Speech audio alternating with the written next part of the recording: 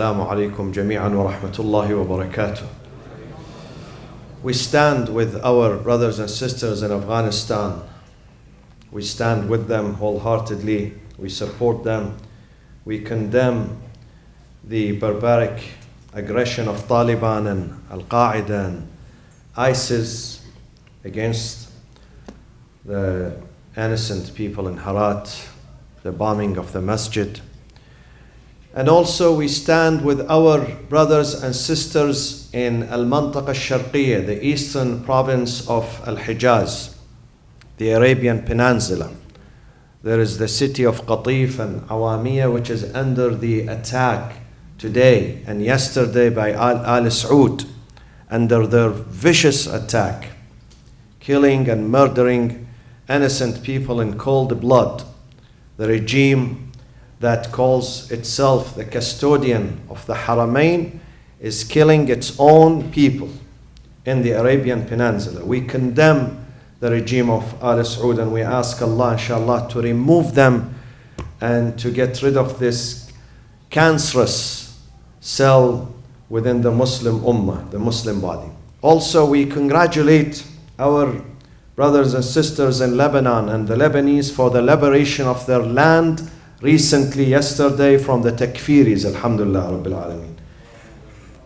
Inshallah, the entire Muslim countries will be liberated from tyrants, dictators, Takfiris, and all those who intend to harm the humanity and to harm Islam and the Muslim Ummah. Bismillah ar-Rahman ar-Rahim. Alhamdulillahi Rabbil Alameen. والصلاة والسلام على أنبياء الله جميعا وعلى سيدهم وخاتمهم حبيب إله العالمين أبي القاسم المصطفى محمد وعلى أهل بيته الطيبين الطاهرين المعصومين وعلى إمامنا الثامن الإمام أبو الحسن علي بن موسى الرضا عليه الصلاة والسلام.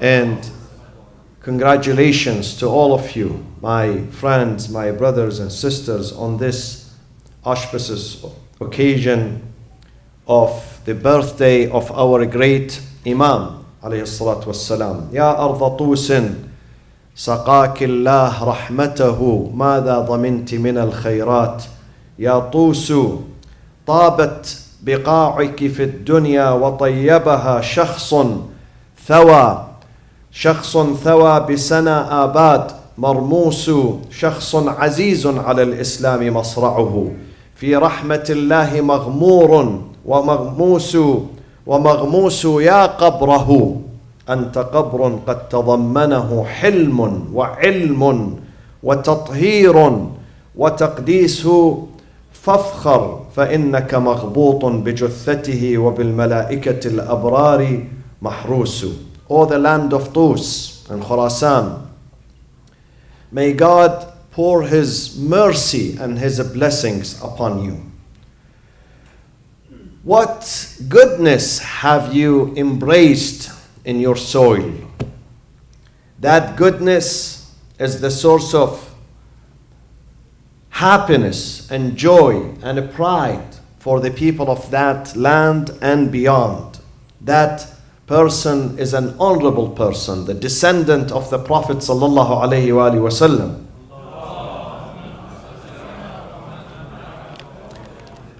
Ya qabrahu, O the shrine of Imam Ridha and his grave.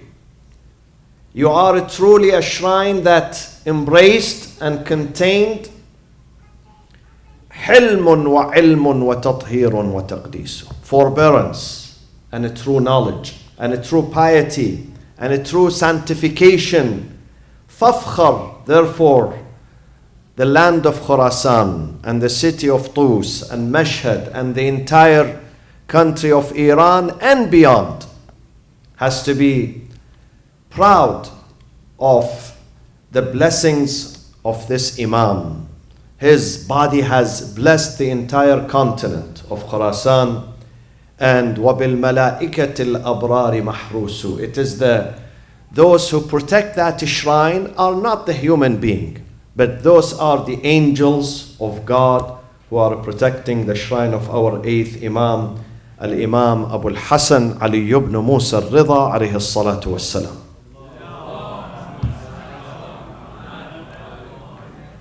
I have 3 points tonight to discuss about our Imam, and I want you to pay attention because this is history and it is relevant to our time, and we need to recognize the Imam. We need to know him.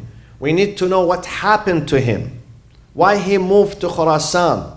His home is Medina, and he lived there for 35 years, more than 35 years. He lived there. The Imam died at the age of 55. He lived in Medina for 52 years. Only the 3 last years of his life were in Sanabad, the ancient name of Mashhad in Khurasan. Only the last 3 years. So what happened to him? I have 3 points. Point number 1, who was he and why he's important? Beside being the descendant of the Prophet ﷺ and our 8th infallible Imam, he was a universal leader. He was a unique scholar, and he lived through tough times. 35 years of his life was with his grandfather Al-Imam al-Sadiq, and then his father Al-Imam Musa ibn Ja'far al-Kadhim, and then 20 years his imamah lasted, his ministry, his mission, after the murder of his father in Baghdad by Harun al-Abbasi, who killed his father. Mu'tasim al-Abbasi killed his grandfather Imam al-Sadiq. He killed him in Medina by poison, Mu'tasim. Then came Harun al-Abbasi. The Arabs, they tend to call him Al-Rashid. Al-Rashid means he's mature, but he was not mature. Someone who murders the children of the Prophet is not mature. This is not part of maturity. This is takabbur. This is arrogance. Harun killed his father, Imam al-Kadhim in Baghdad. Again by poison inside the prison cell. And the son of Harun, Ma'mun, killed our 8th Imam, Al-Imam Ali ibn Musa al-Ridha, when he summoned him to Khurasan. Why did he summon him to Khurasan? Imam refused to go to Khurasan. He refused to leave his birthplace, his city, the city of Al-Madinah al-Munawwara, but under the pressure of the Ma'mun. Let me tell you something about the Abbasid dynasty, Ad-Dawla al-Abbasiyya. They succeeded the Umayyad dynasty. You all know that they came, they led a revolution after Bani Umayyah, and Bani Umayyah, they were doomed to fail immediately after the day of Ashura. After they murdered Imam Hussein, Bani Umayyah, they realized they are going to go. They are not going to stay. It took them a few years to stay, to crush revolutions and uprisings here and there in different geographic areas of the Islamic country. But then they were toppled, they were removed by the people. But the Abbasiyun were very smart. They took advantage of this uprising, of this upheaval against Bani Umayyah. And they told the people that we're going to revenge for the blood of Imam Hussein in Karbala and Ahlul Bayt.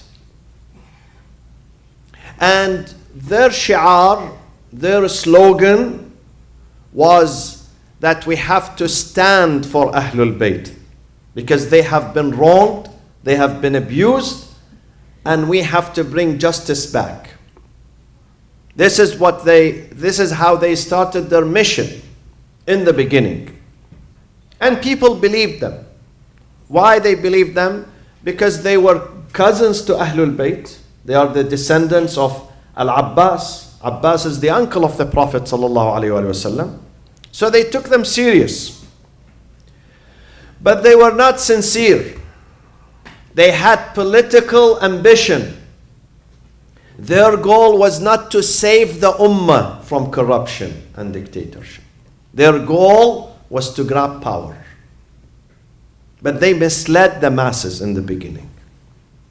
They said to the masses in different parts of the world that we are supporters of Al Muhammad. We want the Imams of Ahlul Bayt to come back to power. Power has been taken away from them. We have to restore the power to Ahlul Bayt, the family of the Prophet. People believed in them. But unfortunately, when they grabbed power, their first victim were Ahlul Bayt, the family of the Prophet, and their followers, Banu al-Abbas. Beginning with Abu al-Abbas al-Saffah, the first caliph, and second, his brother Al-Mansur al-Dawaniqi, or Al-Mansur al-Abbasi. He was the second Abbasid caliph, who was known for his extreme hate for Ahlul Bayt. Extreme hate. If you go to the mosques today, the Khatib on a Friday tomorrow, before he leaves the podium, he praises Abu Bakr and Umar and Uthman. That did not happen until Mansur came to power. Before him, it was not customary to mention Abu Bakr and Umar and Uthman. It was customary to mention Amir al-Mu'mineen and Ahlul Bayt and the Prophet. But Mansur said, from now on, the Khatib, the speaker of a Friday, has to mention the Shaykhain and praise them. And then he crushed the school of Ahlul Bayt. And he promoted others. And I don't want to go into details because the details are very long and very painful. And then after him, and he ended up murdering the sixth Imam, Al-Imam Ja'far ibn Muhammad al-Sadiq. He murdered him, Mansur al-Abbasi, Al-Mansur al-Dawaniqi. And then after Mansur came Harun. Harun was even worse than his predecessors. Not only he killed the seventh Imam, he sent his troops to demolish the grave of Imam Hussein in Karbala. His army said, we are not listening to you. His army commanders, the officers, they said, he is the grandson of our Prophet. We are not going to demolish his grave. We would not listen to you. What he did was he chose someone who's non-Muslim to lead that army, the troops, to go to Karbala and demolish the grave of Imam Hussein alayhi salam in Karbala during the time of Harun. Harun died, and if you need to know about Harun and his stories and how many palaces he built for himself in Baghdad and other places, and how many concubines he had in his palaces, there are many books, Tarikh al-Khulafa, many books that are not written by followers of Ahlul Bayt, by others. You can read about his extravagant lifestyle and his arrogance. And he was succeeded by his three sons, Amin, Ma'mun, and Mu'tasim. All of them were corrupt. But Ma'mun was not only corrupt, Ma'mun was very smart. He was a shrewd politician. And he wanted to protect his seat. Because people realized, later on, people realized that Banu al-Abbas deceived them. They promised them that we will restore the Khilafah for Ahlul Bayt, the successors of the Prophet. Now, they jumped to power and they seized power and they are passing it from one into another. So there were different uprisings in many spots in the Islamic country. And I call it Islamic country on purpose. Because if I say Islamic State, some people think I'm talking about ISIS. So I am avoiding Islamic State. We have to be careful nowadays. So I'm saying the Islamic country.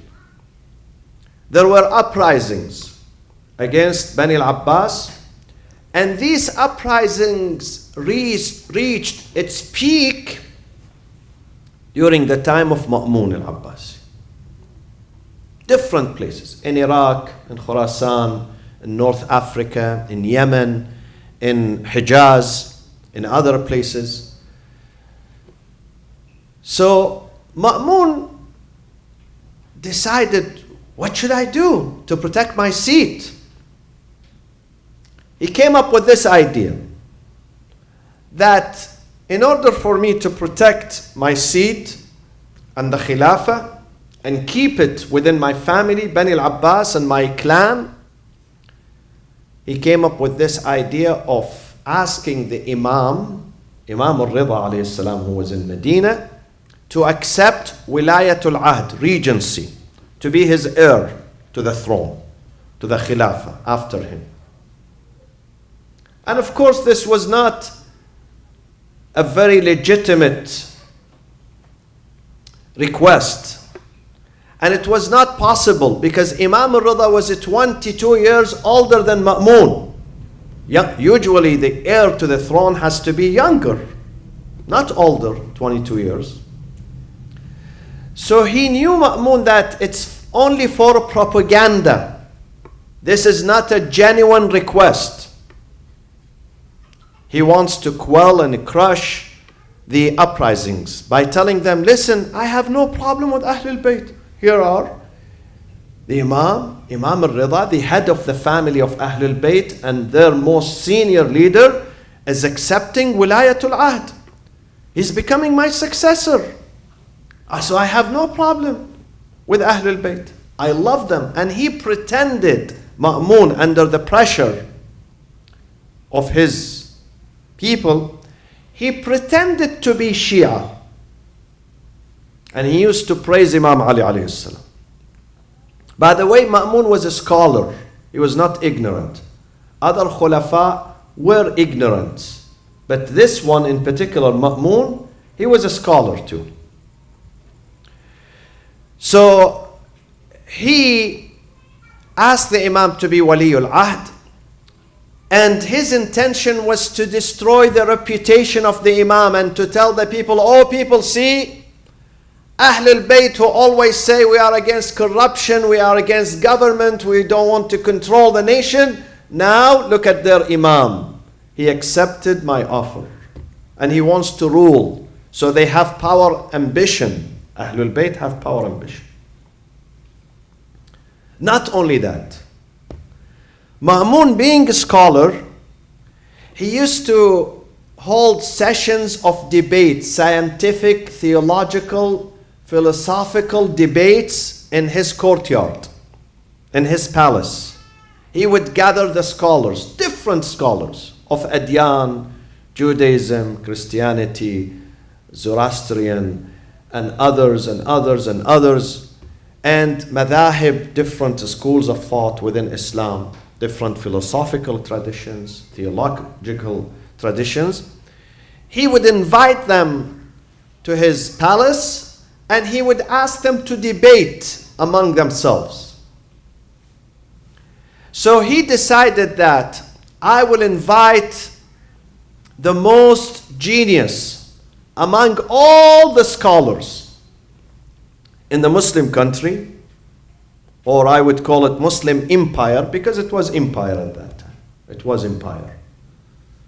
Their intention was not to save the Khulafa of Bani Umayyah and Bani al-Abbas until the last Khalifa in Istanbul, 1924, Sultan Abdul Hamid II in Istanbul here, where the Khilafah collapsed. All of those Khulafa, their intention was to dominate and rule, not to save and guide. It wasn't. This is why the office of Khilafah is corrupt, is rotten. The office of the Khilafah after Imam Amir al-Mu'mineen alayhi salatu wassalam is a rotten office. It's based on dominance. It is based on imperialism, on occupying the lands, bringing more slaves. One military Muslim leader during the time of Bani Umayyah, his name was Musa ibn Nasir. He conquered Spain, the current Spain, and he took back with him 30,000 women from Spain to bring them before the Khalifatul Muslim, to tell him, this is your gift. This is a gift for you. So they were not concerned about bringing awareness or dignity or Tawheed or Islam to the West, neither to the East. Their goal was to control, to dominate, to make more money, to go after wealth. This is the office of Khilafah. And I wish the Muslims read the history of Islam, because some people say, wow, we need Khilafah. This type of Khilafah you need?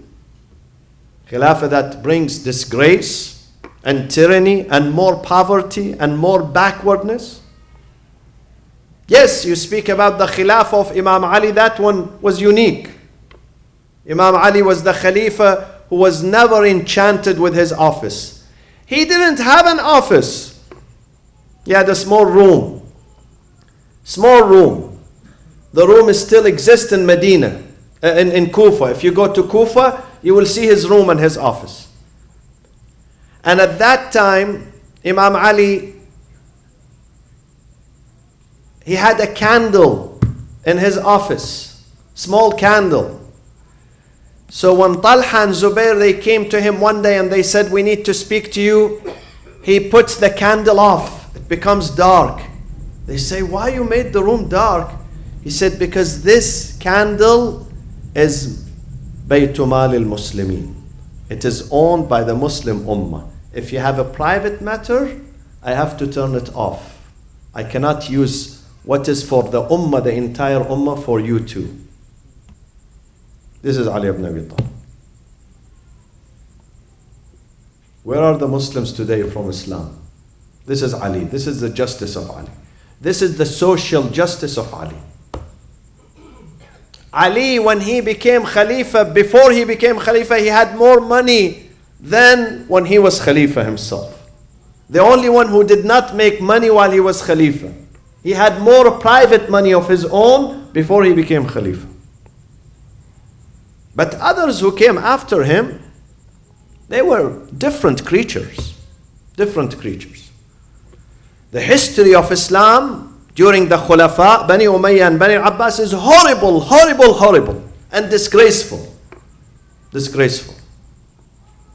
And today you see Al-Fulan, Al-Fulan, Al-Fulan in Arabia, in Jaziratul Arab, in this country. See how they rule. This is an example. This is an example of what happened in the early history of Islam too. So Ma'mun, he decided that when he was asked, why do you appoint Ali ibn Musa Ridha while you are not a good term with him? And he poses as a threat to your regime and to your monarchy and to your Khilafah. Why do you make him the regency, the crown prince of your kingdom? He said, because I have an idea in my mind. What is your idea, your majesty? He said, Ali ibn Musa Ridha, the Shia, they say, Ali ibn Musa Ridha is important and he has to be the caliph because of his ilm and his knowledge. He's number one. And I want to destroy this myth. I want to prove to them and others that there are people who are more knowledgeable than Ali ibn Musa Ridha. And I will prove that by inviting him to be my heir to the throne. Once he accepts that, then I am preparing a trap for him. I will invite the most knowledgeable scholars, ulama of the ummah, to debate with him. And definitely when you have 50, 60 ulama or 100 debating with one person, they're going to destroy this one person. They're going to overcome him and knock him down. This was the idea of Ma'mun. He was smart, but he was not very smart. He was not very smart. So under pressure, long story short, Imam refused to be Wali al-Ahd. He threatened him, either you accept or you die. And the Imam accepted. And I would tell you why he accepted in my third point. You may ask, how come Imam, a sacred Imam like Ali ibn Musa Ridha, accepts to be in the government? How is that possible? I will answer this shortly. Bear with me.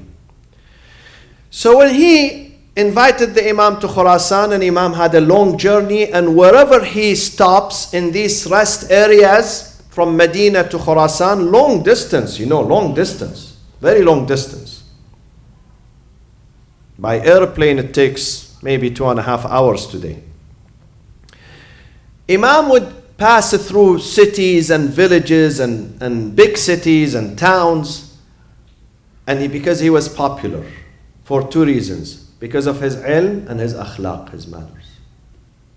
Ahlul Bayt, though they were the most knowledgeable, but they were not arrogant. They were very humble, down to earth. They dedicated their life to serve people. Imam Ridha, even today, while he's in his mausoleum, his grave, he's serving people and healing them. People go to him with needs and hajat, and he would not return them empty-handed. Imagine how he would do during his lifetime.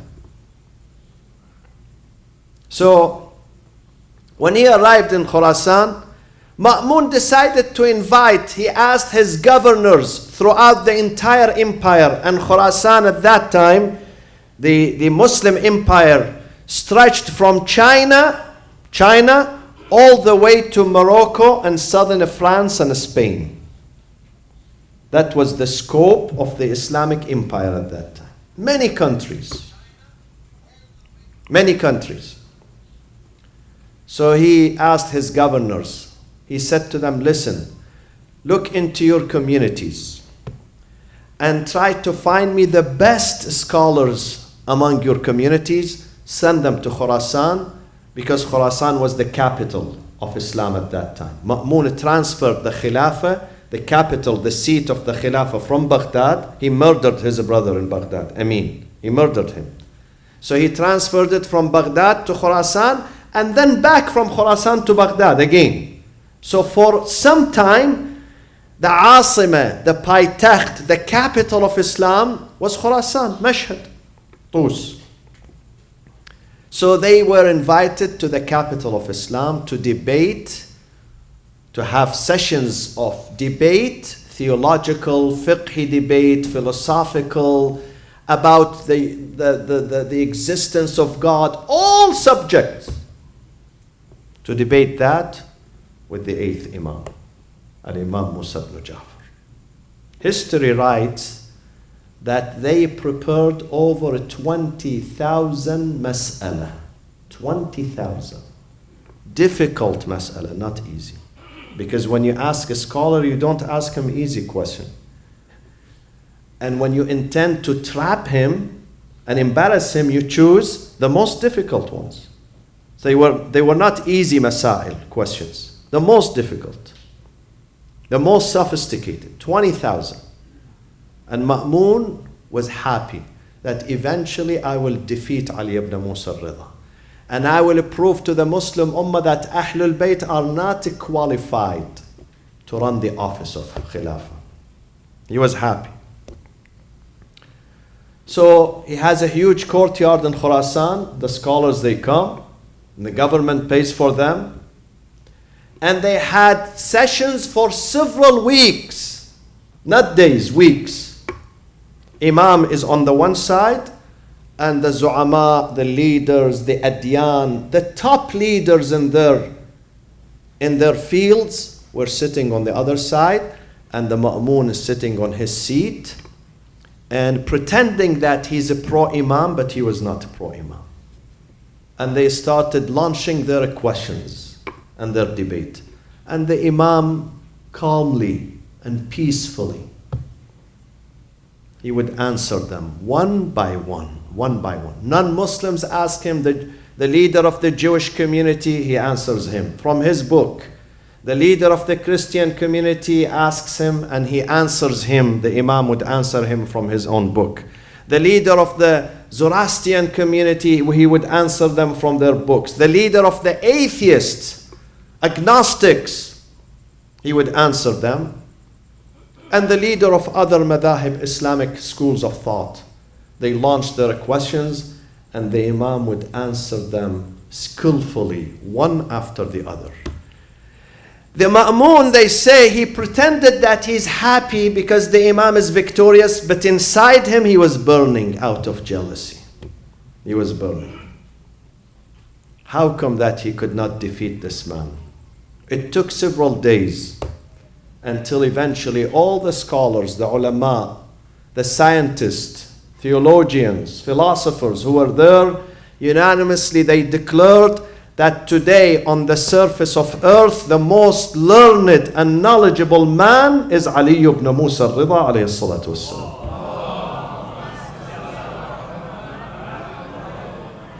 Here, when Ma'mun realized that he could not defeat the descendant of the Prophet, he could not defeat someone that was given the knowledge by God, not by school and book. He planned immediately after this session of debate, when the session ended, immediately Ma'mun decided to plan to murder the Imam by poison. And he did that. On the year of 203, the month of Safar of 203, Imam was given the poison at the order of Al-Ma'mun al-Abbasi, and a few hours later Imam died. Now, you may ask, why did he accept Wilayatul Ahd at the first place? Imam himself, he answered this question.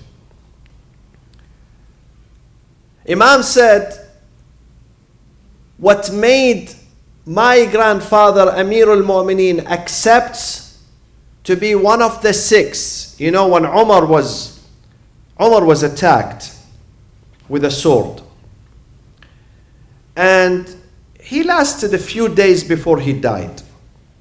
He was bleeding. He knew he's going to die. They said to him, some people said to him, why don't you admire Imam Ali, you have said in many occasions, لا أبقاني الله لمعضلة ليس لها أبو الحسن. May God never leaves me for a problem where I can't find an answer from Abu al-Hasan Ali. So if you know he's knowledgeable, Imam Ali, and he's pious, why don't you make him your successor? He said, no. Umar said, Quraysh do not accept Imam Ali. If I appoint him as a successor, Quraysh would lead a revolution. In Farsi they say, Uzr battar az gunah. Quraysh led a revolution against Prophet Muhammad sallallahu alaihi wasallam. Tell me which one in Quraysh accepted the Prophet Muhammad? Did they accept him? Even members of his family, Abu Lahab, rejected his nephew, Abu Lahab. So does that mean when someone does not accept the truth, we should not advocate the truth? It's wrong. It's wrong. Allah says when you find the truth, you have to walk after it and follow it and support it. Even if you are alone. Even if you are alone. So he said, Umar said, we're going to have a council. The council was called Shura. We will bring 6, put them in this council, 6 candidates. They put them in one room. And those 6, they decide among themselves which one of them, not outside, of them, of those 6, would be the caliph. And if they are even 3 by 3, let's say 3 say someone, the other 3 say someone else, you have to choose Abdul Rahman, the group that Abdul Rahman ibn Auf is in it. Why Abdul Rahman ibn Auf? Do you know why? Because Abdul Rahman ibn, one of the candidates was Uthman ibn Affan. One of them was Imam Ali. One of them was Abdul Rahman ibn Auf. Because Abdul Rahman ibn Auf is the cousin of Uthman ibn Affan.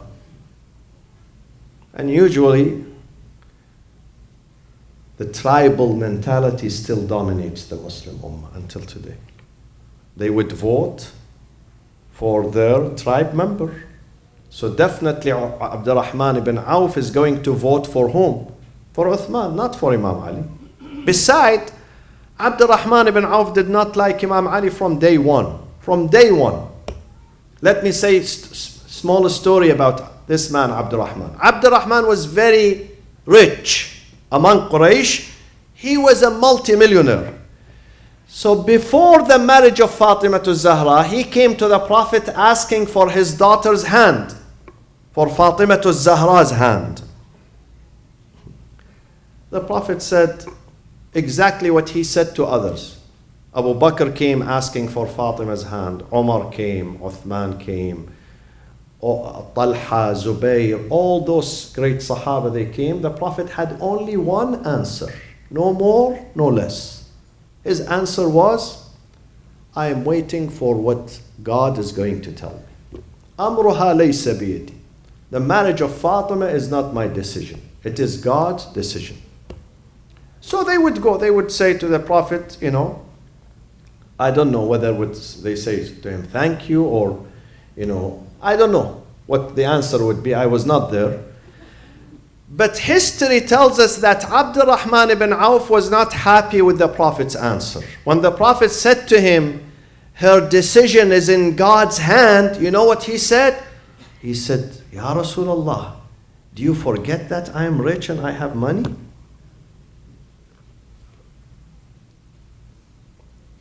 Basically, he's saying, I am buying your daughter and you are selling her to me. I have money. You have to give her to me because I have money. Here the Prophet, though he's Halim and Sabur, he has forbearance and he's polite, but here the Prophet could not be polite anymore. You know what he did? The Prophet took a handful of pebbles, hasa. Alhamdulillah, Medina, if it has nothing, it has plenty of hasa. Jaziratul Arab. Oil and hasa, pebbles. So he took a handful of pebble and he threw it in the face of Abdul Rahman. And he said to him, Atuhawwiluni bimalik, you bribe me with your money? You think my daughter, Fatima, is for sale? I sell it to you? You tell me I have money? Aren't you embarrassed? This is how you speak to your Prophet? Imagine those mentalities. The Prophet was mubtala, afflicted by those mentalities around him. Here some Muslims, they think whoever was with the Prophet for half an hour, he becomes, with a press of a button, he turns 180 degrees from being pure evil into pure goodness. This is a myth. That does not happen. No human being can turn 180 degrees within a few days or weeks or months or even years. That does not happen. Doesn't happen. But people now, because they are naive, they try to glorify those in the past. They try to glorify them. So Umar said those 6, and Imam Ali had to go within one of those 6. Imam Ridha said, what made me accept Wilayatul Ahd, the same reason that made Imam Ali, because Imam Ali was forced and I am forced to do this. The caliph is threatening my life. The same thing happened with Prophet Muhammad sallallahu alaihi wasallam. Prophet Muhammad was fighting the arrogance of Quraysh and their corruption. But in the year 6, imagine, he had to sign a peace treaty with Quraysh, with his enemies. Not because he knew that Quraysh, he believed Quraysh are good and nice. Not because they gave up on their destruction and evil, no. Because the Prophet was powerless. They could not confront them. So he had to sign peace treaty to save his life and the lives of his companions and his new community. He had to sign that. And he had to stand by his signature, ceasefire between us and Quraysh. And that treaty is called Sulhul Hudaybiyah. Read about it in the history. So sometimes when the matter rests on saving your community and saving the lives of your companion and yourself, you have to accept the offer. But sometimes you should not accept the offer. When is that? When it becomes to the confrontation of Imam Hussein and Yazid. Imam Hussein said Yazid is a pure evil. There is no ceasefire with Yazid. This is a different issue.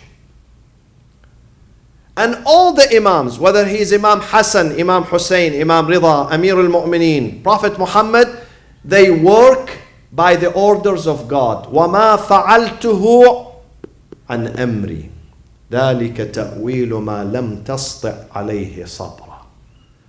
The Quran says, I did not do that on my behalf because of my desire. I follow instructions from God. This is what Khidr alayhi salam said to Moses. When Khidr murdered the baby, the 10 years old, Musa went crazy, mad. He said, why do you kill this boy? Khidr said to him, I follow instructions. Go and ask God why. Don't ask me. Our Imams, they follow instructions. Assalamu alayka ya Sayyidi wa ya Mawlai. Ya Ali ibn Musa al-Ridha. يا ثامن الأئمة يا شمس الشموس يا أنيس النفوس أيها المدفون بأرض طوس ورحمة الله وبركاته وصلى الله وسلم على سيدنا محمد وأهل بيته الطيبين الطاهرين